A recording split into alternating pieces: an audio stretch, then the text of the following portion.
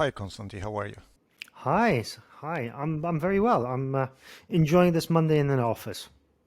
Well, most of people that I'm inviting and talking, they come from engineering or AI background, and this is the first time we have an expert from recruitment field. So actually, the other side of the barricade.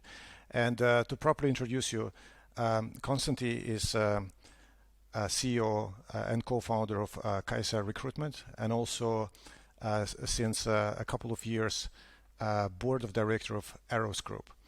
And just to uh, brush it up a little bit. Constantly, how many languages do you speak? Oh, just four. Just four. Just four. Well, three fluently. The fourth one I've not used long enough. So yeah, we're still working on it. Since I met you, I had an opportunity to test your Polish, and by your surname, I would have be surprised if you wouldn't speak Polish. But what are the roots of you learning other three languages?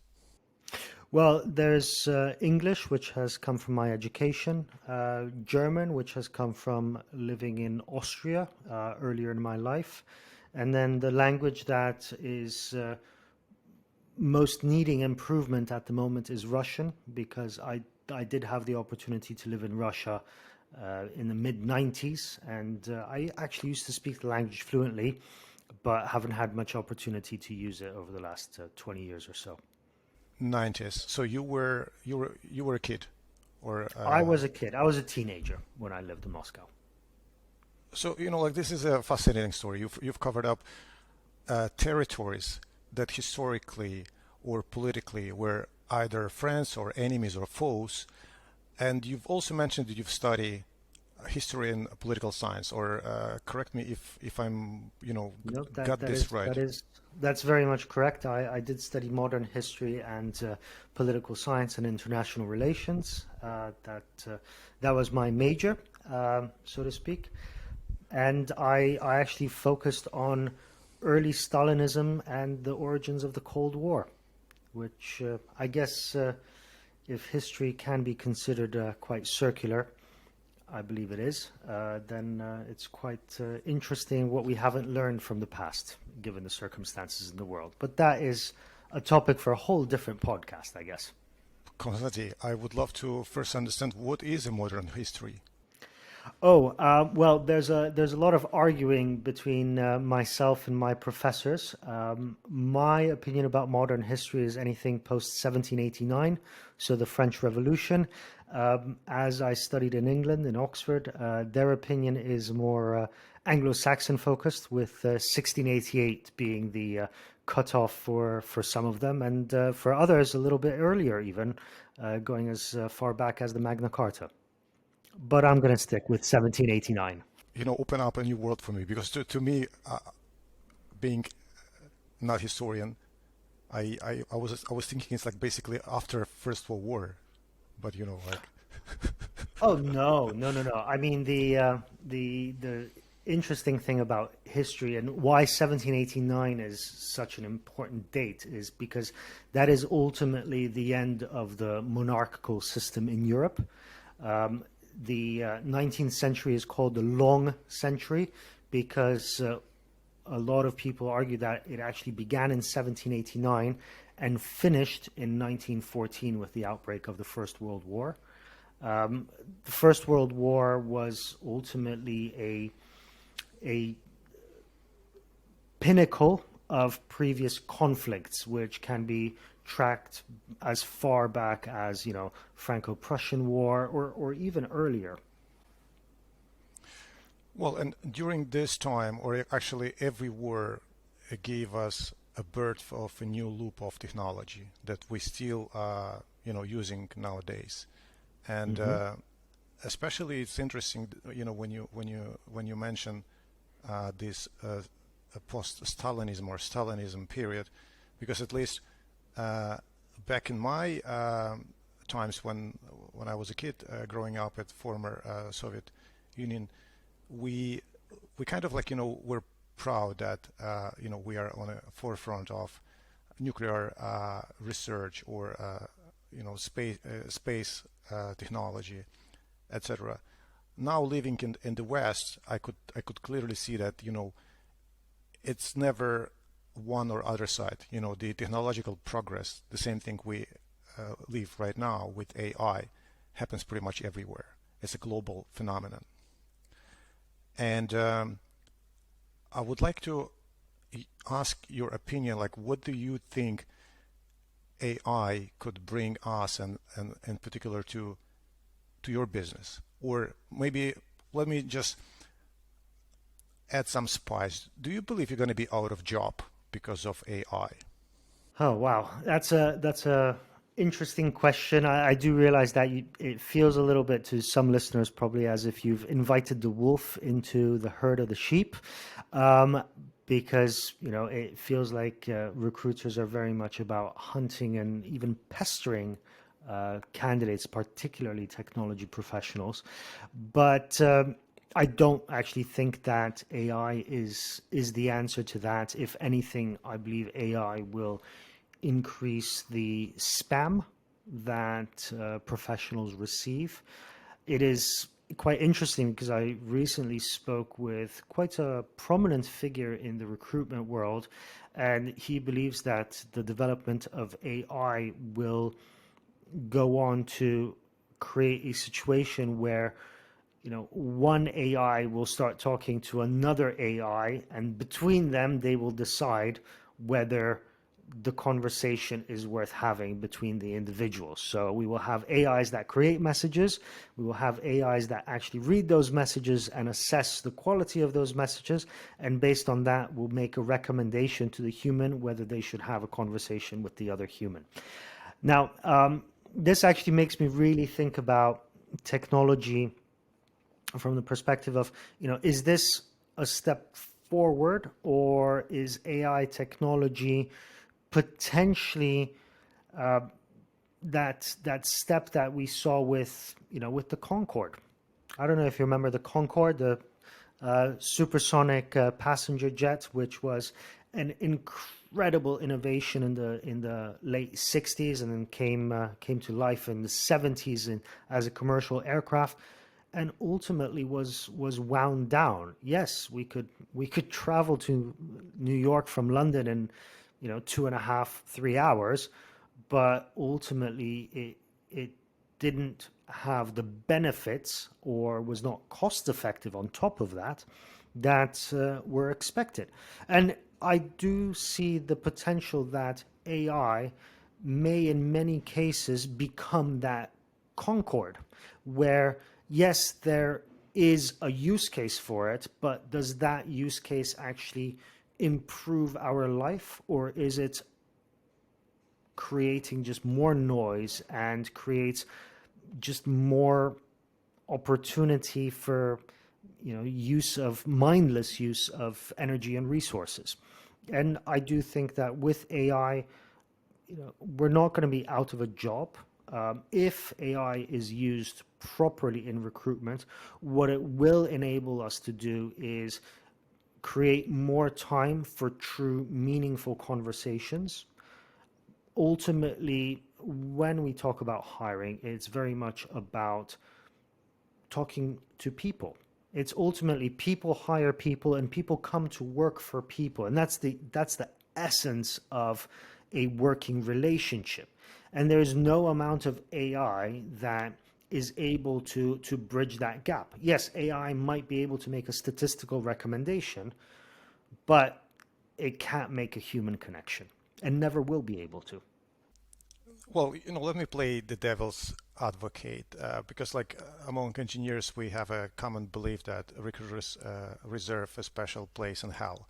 And it's partly a joke, but I just explain why it is so. So my most hated number is plus 44. I think it's like British extension of telephones that is used at mass to cold call and basically identify if you're gonna be able to fill the gap for a company that a specific recruiter is working for. Most of the time, when you mention meaningful conversation, we wish to have one, but I could literally, I don't know, fold two fingers of my left hand and say, yeah, maybe I had a few meaningful conversations. Otherwise, it was hard sales, basically pitch and run. And yeah, with also with, you know, if I sometimes, a lot of times I think, oh my God, I wish to skip that step and got to the point that I could, you know, really see the value of the company without all this fuss. So if I look at the clear advantages of AI assisted recruitment, where people, well, at least like most of the study says, it will increase acceleration, it will increase screening, it will reduce bias toward the candidate, and finally improve engagement. And what you've mentioned, improving engagement, this is a big question to me. Maybe you could help me to clear this vision of mine, or and help engineering community to embrace that idea. Right, that is a very loaded question, so let me disassemble it one by one. I do completely understand the dislike of the plus 44 extension, even worse if it's plus 44 800, because then you can't even call them back. A lot of this stems from the history of how the industry started. And being a historian and a little bit of a geek when it comes to this, I of course did look into it. So let me give a little bit of an overview of what is the origin of the industry, because this will lay the groundwork for some understanding of what recruitment is, what executive search is, what headhunting is, what talent acquisition is, and how those different solutions can be used to your advantage, and also what expectations we can have from them. Because your disappointment and the disappointment of many people in the recruitment field stems from a misunderstanding of the value it can provide and the incentives that it is given. So let's take a step back. So everything began with executive search, and this is in the late 40s and early 50s. And in fact, one of the first executive search companies in the world was a company called McKinsey.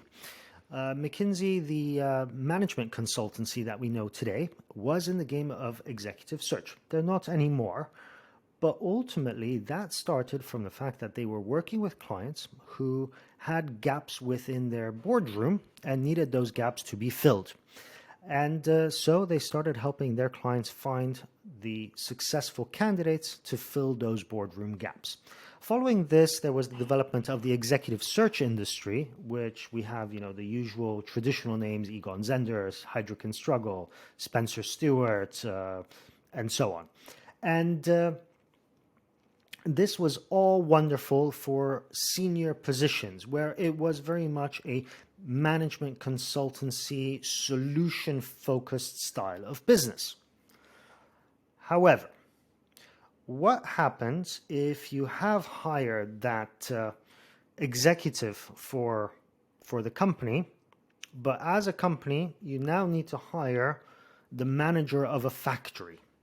Well, if you go to an executive search firm, they're going to say, well, that's not our job. And at that time, we're talking in the 60s, your alternative was to go and talk to the job centers that were actually staffing the factory floor. And there lies the problem, because the job center said, yeah, of course, we're going to go find your factory manager, your hospital manager, whatever it was. And their methodology was then applied to that position, to that mid-level management position. And their methodology focuses on mass hiring. It is about finding enough numbers in order to successfully fill the positions. Now, if you consider this and the fact that the recruitment industry, which grew out of it in the UK, and the UK is the center of where the recruitment industry originated from, you will see that the methodologies in recruitment are very often mass market. They're very much about, basically brutally saying, finding butts for seats. Okay, and when I started off in the industry 20 odd years ago, I did work with managers that very much had that mindset. Your job is to find butts for seats. That's it. And fortunately, that is slowly changing. Yes, there are still a majority of companies that do operate in this mass market mentality, in this mentality of, cold outreach to both clients and candidates, and just asking, do you want a job? Do you want a job? Do you want a job? And I completely commiserate with anyone that is faced with that type of approach, because there is truly very little quality in that. There is no relationship to speak of. It's extremely transactional. In fact, I call it transactional recruitment. However, out of this has arisen the need for companies to actually develop talent acquisition in-house. Now, I know that very often people say recruitment, external agency, in-house, same. Actually, it is not. There's significant differences, because you see, the way the recruitment market is now developing itself in is very much the good companies will focus on specific niches. They will focus on hiring people that have an understanding of those niches.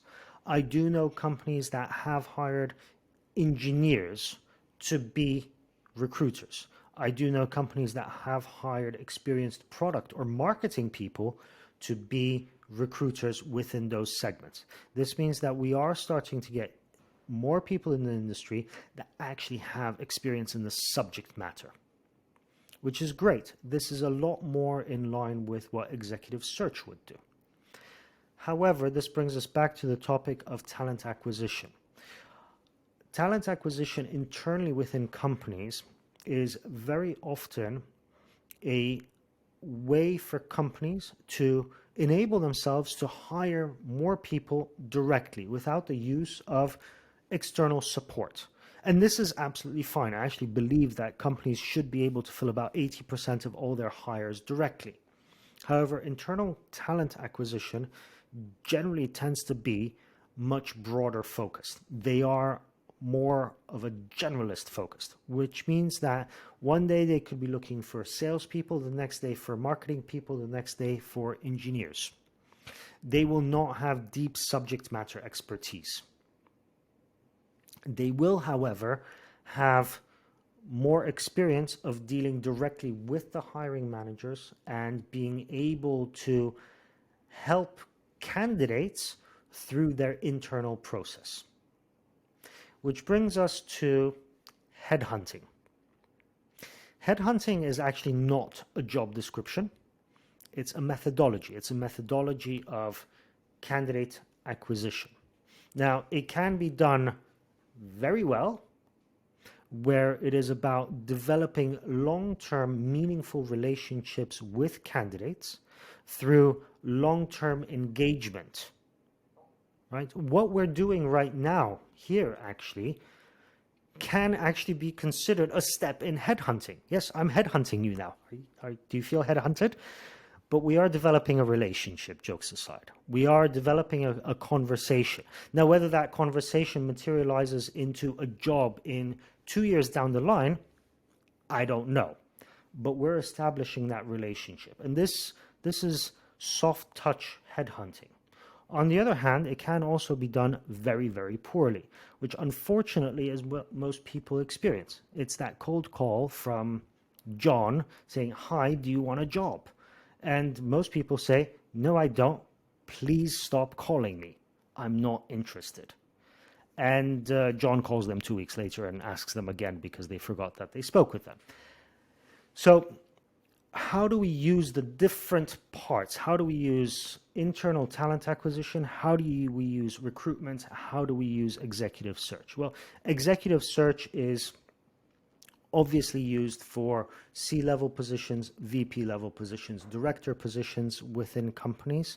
It is a lot more about helping companies understand what their needs are. It is more of a consultancy approach. It is about helping companies plan for succession, plan for development of the business. Very often, when we're talking about executive search, we're hiring for people that the company will ultimately need to be ready and going in 12 to 18 months. Yes, they're going to bring them on earlier, but it gives them 6 to 12 months to properly onboard them before they can be effective in their job.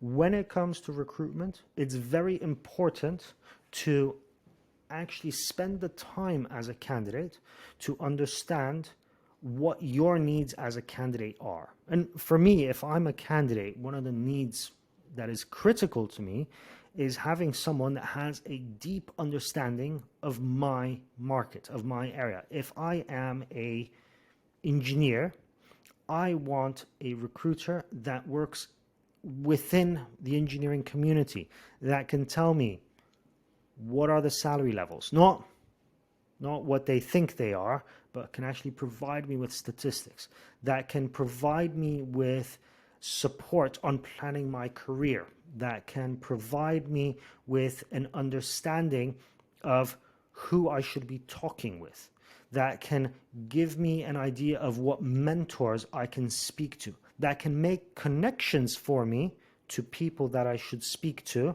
that will be able to support my career growth. That's what I'm looking for in a recruiter. So, Konstanty, let me just linger a little bit more on this topic because sometimes I call good recruiters psychologists on drugs.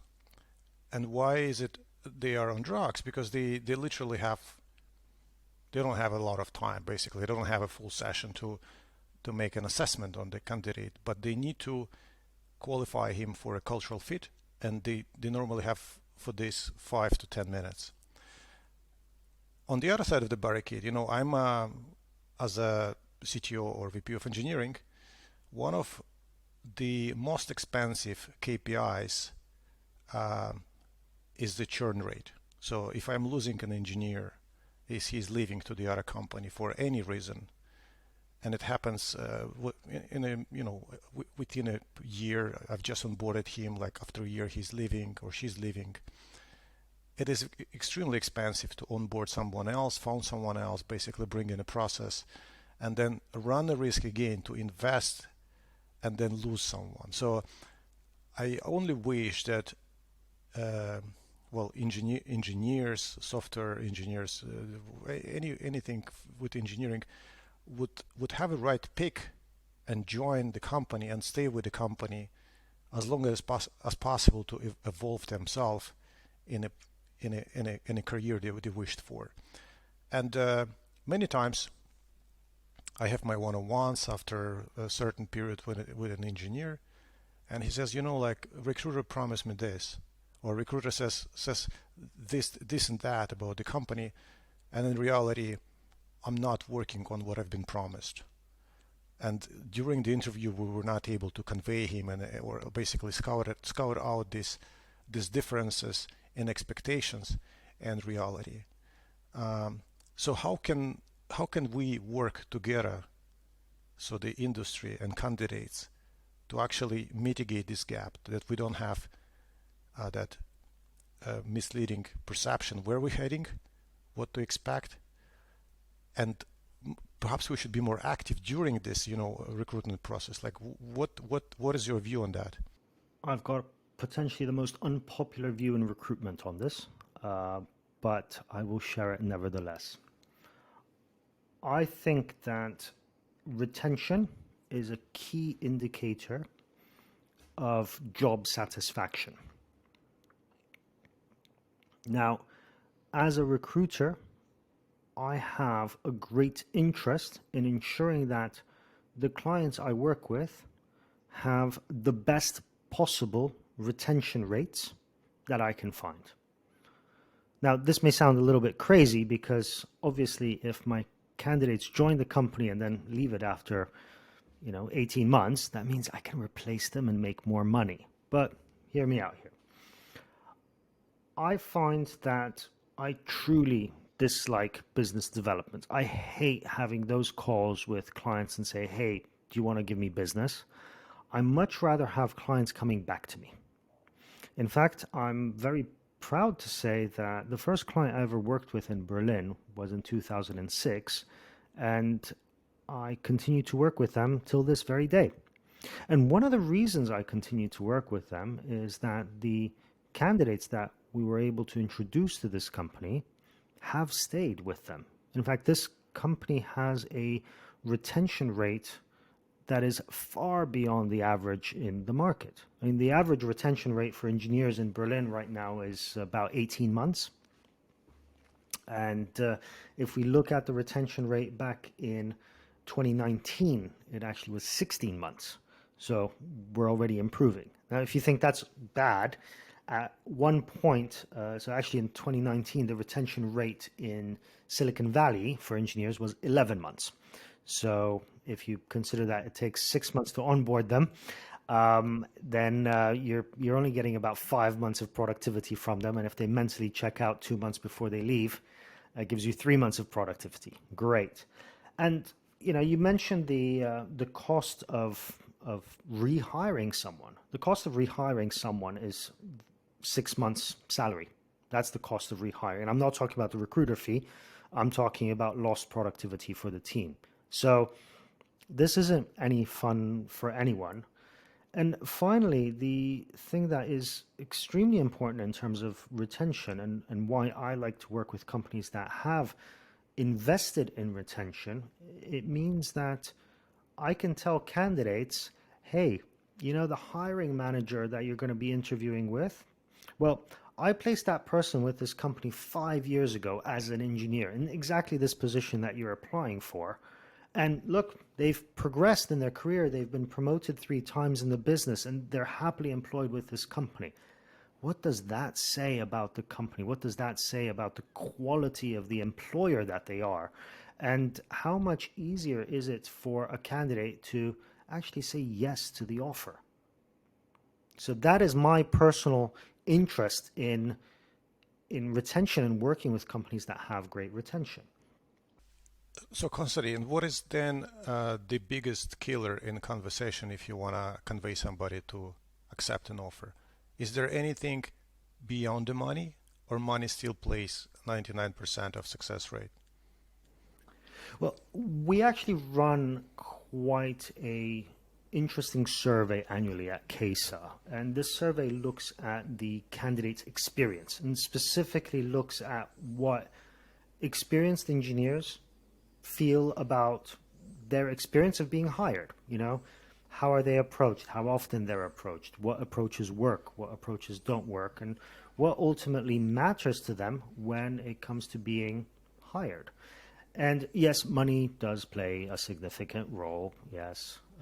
And when we started the survey, it was about 7 years ago now, money was by far the most important aspect in terms of making that decision.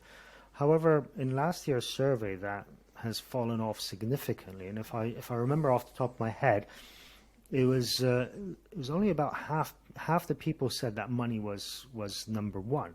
What came in very important was flexibility,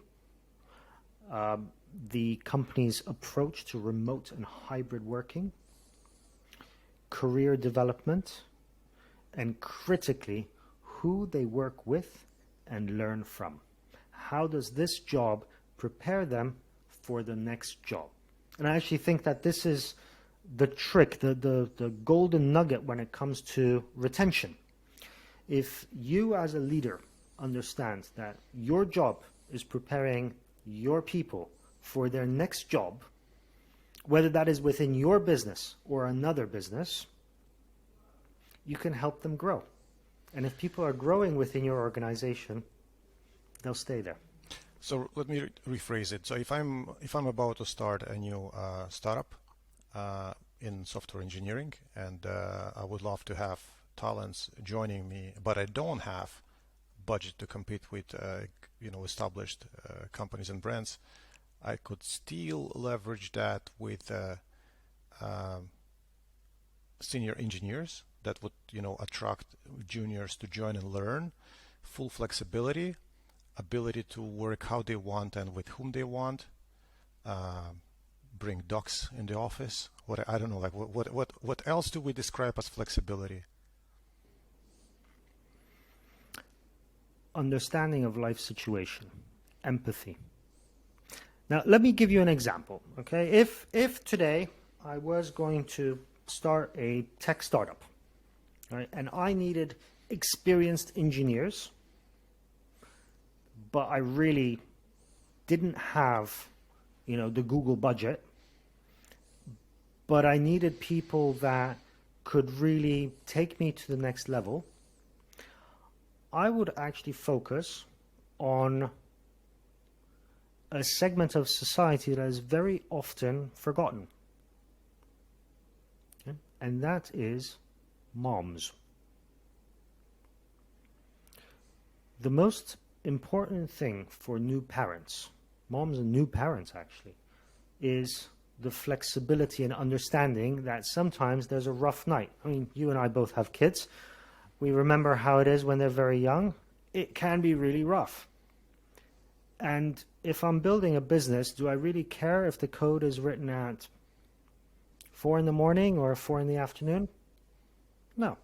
Do I really care if that person works in the Philippines or Thailand or Kazakhstan or Colombia?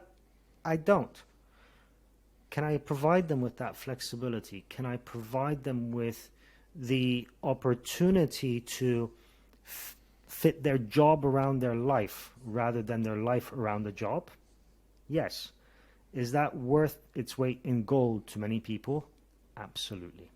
But in terms of tools, I think that the pandemic has actually taught us a lot about using tools and creating team culture, even on simple tools like Slack.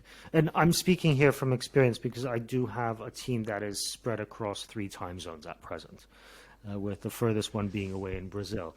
And you can use Slack, you can use messaging, you can use video to create that sense of community. You also do need to create those moments within the week where the team can get together. And yes, it can be a challenge, but you do need to set certain ground rules for this, depending on what culture you're trying to build and the type of team you're trying to create. And then you need to develop processes that will be clearly communicated to the team and universally adhered to. How lucrative is this business? Like, what is maybe you could walk me through the whole value chain. So from the moment you decided to open up the recruitment business, how do you acquire the contract? How do you make money? When do you get paid? How long is the period until your invoice is processed? Something that, we don't even know. For us, is a black box. The answer to that is it really depends. It really, really depends. So your box standard high street type of recruitment business is going to be paid on success, which basically means the moment that someone actually starts in the job, that is when they get paid. Which also can explain, why they are so pushy and why their incentives are basically about getting butts on seats. This is also why I'm not a fan of that type of business. Businesses like mine, where we focus more on leadership and executive search, work on a retained basis, where actually a client will pay us a part of the fee up front in order to identify what we would call a long list. Total fees of agencies can range anywhere from, the high street ones can be anywhere from 12 to 15% of an annual salary to, high-end executive search being at 35 to 40% of annual compensation. Have you been offered to be paid in cryptocurrency? No, actually, we have not. Let me just step back a little bit and look at you from cultural blend. I mean, actually, it must be very helpful for you to be able to navigate through different cultural pitfalls. Is there any difference dealing with candidates from Poland or Ukraine or Kazakhstan or Russia, like is going farther east, versus engineers from United States, Germany, England? Is there a playbook to even approach somebody like me versus John from London? That's a great question. I hate stereotypes. I think stereotypes are extremely unfortunate. They're also unhelpful. They also allow us to open the door on biases, which is the biggest killer of successful recruitment conversations. Now, of course, we're all biased in some ways, but we need to be aware of our own biases. So, if ever I would catch myself thinking, oh, I'm speaking to this person from Poland, right, they're going to be like this and like this. That's just not a fair assessment, right? And we need to treat individuals as individuals. Now, where you come from doesn't necessarily define how you act, how you work, how you collaborate as part of a team. It doesn't define you as a person. Yes, it may bring certain cultural heritage into the mix, but it should not be part of the equation. And you are considered, and actually the whole company is considered to be one of the most prominent phase for fighting with or fighting alongside diversity and bias. Like there was a lot of examples about actually women being not considered for the roles of engineers. And funny enough, I was just when I was doing my AI research in recruitment, the Amazon Web Services or in large Amazon was using AI from 2015, and they've discovered the flaws in the system because every AI or machine learning is taking some historical data, and they've looked at historical data of engineers working in the last 10 years, and machine learning trained that having majority of engineers, moving forward, you should disqualify female engineers because majority before proves to be more successful. So automatically the machine was trained to be biased, and you constantly fight for this stereotypes. You're very careful on actual questions in that regard. And I was wondering what made you who you are, like what influenced you? Is that moving from all these different cities, places, or like how did that happen? I think it's a question of adaptability. I am what you would define as a third culture kid. I've grown up in multiple countries, speak multiple languages. I'm married to someone who has dual nationality. I have dual nationality. Our kids speak several languages at home fluently. And for me, the question of someone's worth isn't defined by what they are, but by their actions, by their experiences, and what they're able to do with those. And I think it's extremely presumptuous, extremely biased to make assumptions about people based on very little data. And this is one of the reasons I am not a particular fan of AI. And I'm not saying it won't be used and that there isn't good use cases for it. But AI is ultimately an echo chamber. If you provide it with bias information, it will spit out bias data.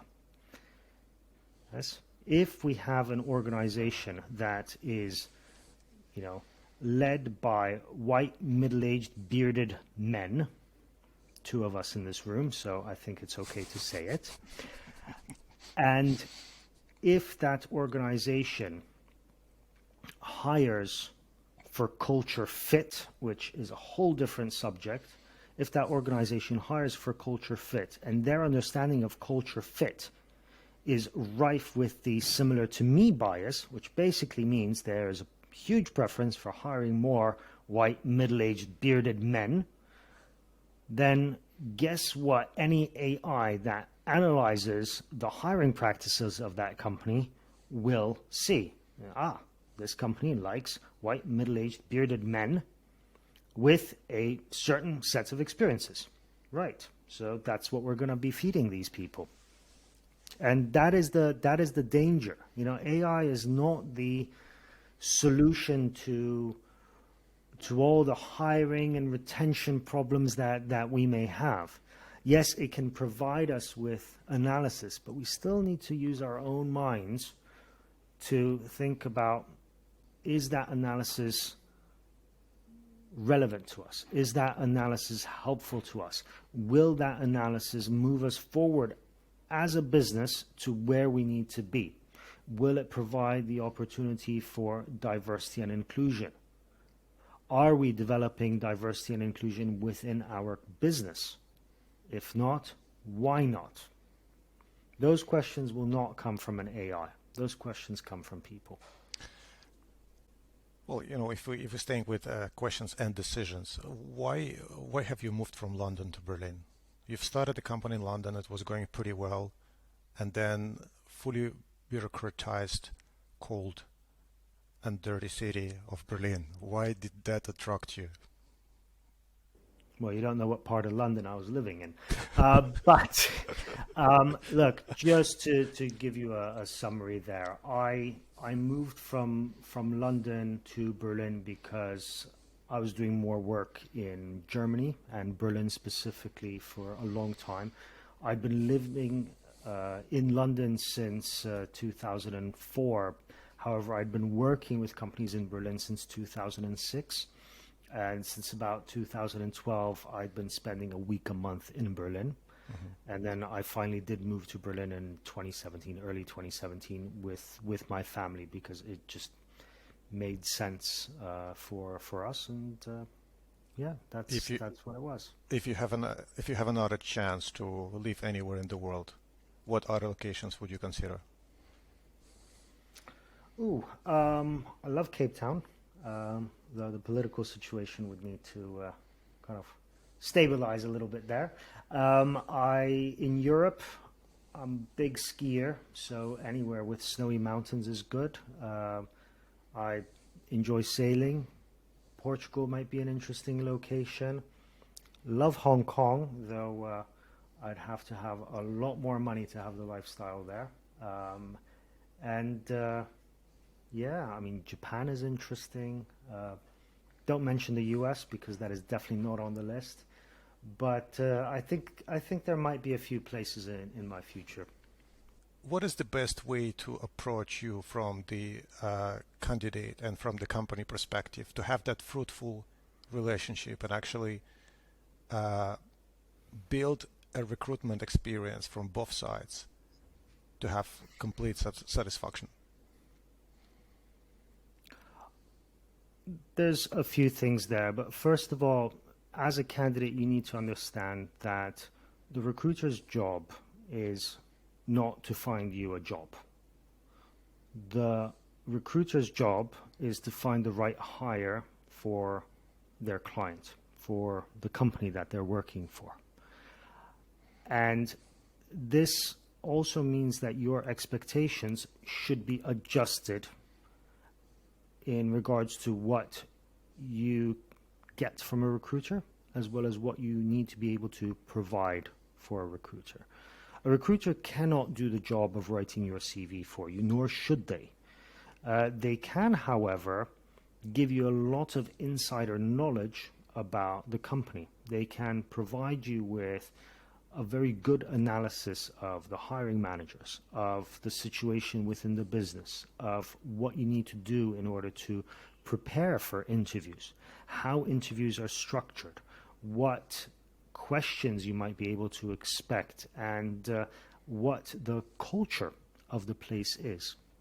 So these are things that you as a candidate should be looking for from your relationship with a recruiter. You should also be looking for their feedback on your CV, on your cover letter, on your communication with regards to its relevancy to the job, with regards to its potential within the business, and take that feedback and improve and build on it. A recruiter is also able to provide you a lot more details in terms of reasons for rejection, because they will be chasing those details with the company. You know, when you apply for a job and you often never hear back, well, recruiters don't let that lie, because for them feedback is essential in order to understand what it is about the job that they're not getting. How can they improve their search? And a good recruiter will want to continue the relationship with you, because if you're a candidate that has gone into interviews, you're a candidate that will go into other interviews. So for them to provide you with feedback is a continuation of that conversation. It's a continuation of that headhunting process, if you will. So that's very important to understand. And it's also important to know that if you are working with a recruiter and you do actually see a job that you find interesting and you have a relationship with that recruiter, it's very good to tell them, hey, listen, I saw this job with this other company. Do you know anything about that company?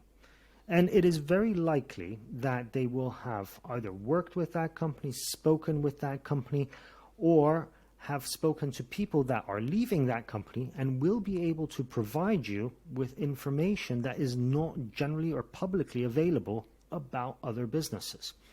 And this information is potentially key to you deciding to move forward with a company or not, or deciding whether you want to even engage in conversations there or not. Well, Konstanty, it was very insightful talking to you. You know, as I've referred to at the beginning, it's always nice to see other side of the barricade. And I think you've just revealed a lot of things that helps us do not see recruiters from this image of devil, but rather somebody who could really help and be your partner in crime for finding a new opportunity or stepping up in the new career. And thanks a lot for taking time talking to me, and yeah, have a great day. Sergey, it's been an absolute pleasure. Thank you very much for taking the time, and I look forward to continuing our conversation. All right. Ciao, Konstanty. Ciao.